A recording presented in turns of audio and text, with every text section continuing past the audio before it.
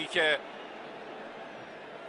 تشکر میکنه از این توپ خوبی که براش فرستادن. فریدون زندی شاید مهرهایی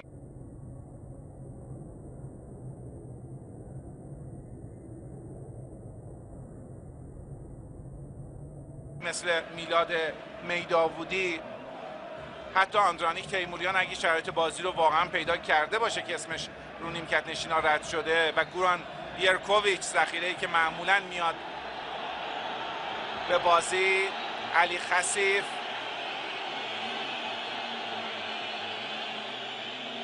خیلی زود شروع کردن. هنوز دقیقه 52 بازیه. انشالله که واقعا بند کفشاش باز شده. حساسیت تماشاگران رو هم برمی‌انگیزه این حرکت. هنوز خیلی مونده. علی